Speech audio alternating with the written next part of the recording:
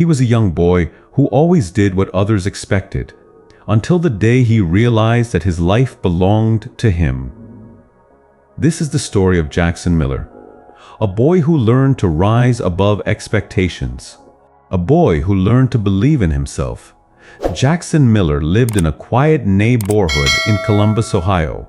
He was 12 years old. He was thoughtful, soft-spoken, and full of dreams that he never dared to share. Jackson loved art more than anything else in the world.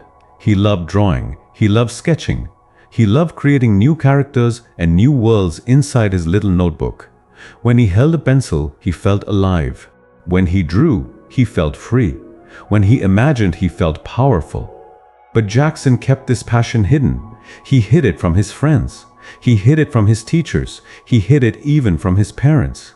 His father was strict and focused.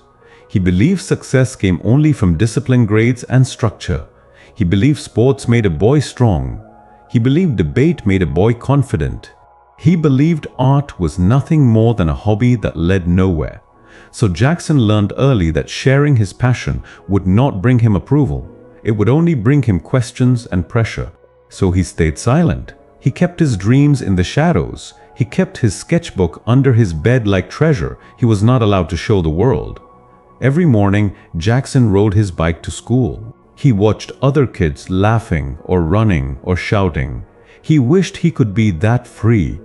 He wished he could express himself without fear. But every time he tried, his father's voice echoed in his mind. Do something real. Do something practical. Do something that matters. So Jackson did what everyone expected. He got good grades. He stayed quiet. He stayed polite. He stayed small. His teachers saw him as a nice boy who followed rules. His classmates saw him as someone who never caused trouble. His parents saw him as a child who listened. But nobody saw who he really was inside. Nobody saw the worlds he created. Nobody saw the talent he carried. Nobody saw the fire he kept hidden. One day after school, Jackson sat alone at the last table of the cafeteria. Everyone else had left. The room was silent. He opened his sketchbook and began drawing a tall superhero with bright eyes and strong armor. He imagined that this hero had no fear, that this hero lived by his own purpose, that this hero never let others tell him who to be. It was the kind of hero Jackson wished he could become.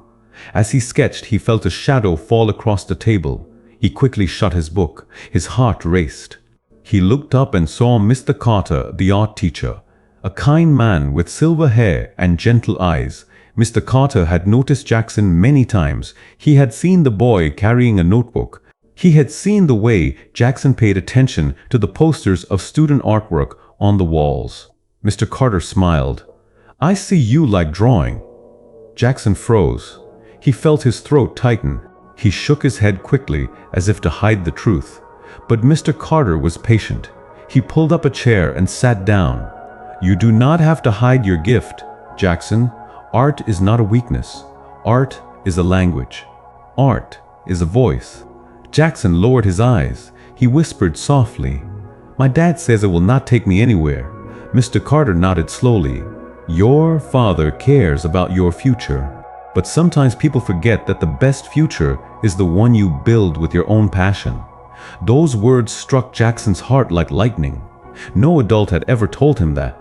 No adult had ever encouraged his creativity. No adult had ever respected his dreams. Mr. Carter continued, We have an art showcase next month. Students will display their drawings and paintings. I would like you to join, only if you want to. Jackson felt fear rise inside him, fear of disappointing his father, fear of being judged, fear of showing his true self. He shook his head again. I cannot. I am not good enough. Mr. Carter smiled again. You are good enough, Jackson. You just do not believe it yet. He left the cafeteria, giving Jackson time to think. That night, Jackson lay awake in bed. He pulled out his sketchbook and stared at his drawings. He thought about the showcase. He thought about his father. He thought about himself. Was he really good enough? Was his art worth showing? Was he allowed to dream? He closed his eyes and whispered, I wish I could try. I wish I could be brave. The next few days at school felt heavy. Jackson wanted to talk to Mr. Carter. He wanted to say yes, but fear kept holding him back. Every time he imagined standing in a room full of people looking at his drawing, he felt his chest tighten. One afternoon during recess, he sat alone under a tree. He watched other kids play tag and basketball. He felt something shifting inside him, a small voice, a quiet strength, a whisper. Why not try? Why not believe in yourself? Why not take one small step? That moment changed everything. Jackson stood up. He walked across the playground. He walked through the hallway. He walked straight to the art room. Mr. Carter looked up surprised. Jackson took a deep breath. His voice shook. I want to join the art showcase. For a moment, Mr. Carter simply smiled. Of course you can. I am proud of you for choosing yourself. For the first time in his life, Jackson felt seen. The next weeks were filled with excitement. Jackson spent hours after school working on his piece. It was a drawing of a boy standing on a small hill looking at a huge sky filled with stars. The title was Believe in Yourself. It was a reflection of his own journey, a message to himself, a message to anyone who felt small. His father noticed that Jackson stayed after school a lot. He asked questions. Jackson told him the truth. I am working on something for the art showcase. His father pressed his lips together. Art is not a future, Jackson. Focus on something real. Jackson felt the old fear returning. But this time, something inside him refused to break. He lifted his head and said softly, "It is real to me." His father stared at him. Then he left the room. That night, Jackson felt scared, but he also felt proud. For the first time, he had stood up for his dream. For the first time, he had chosen himself. The day of the showcase finally arrived.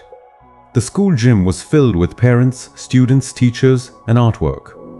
Jackson stood near his display board. His hands shook slightly. He felt his heart pounding in his ears. What if nobody liked it?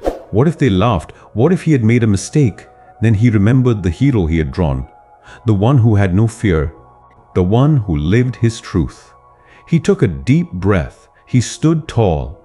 People walked around the room. Some stopped at his drawing. Some whispered. Some smiled.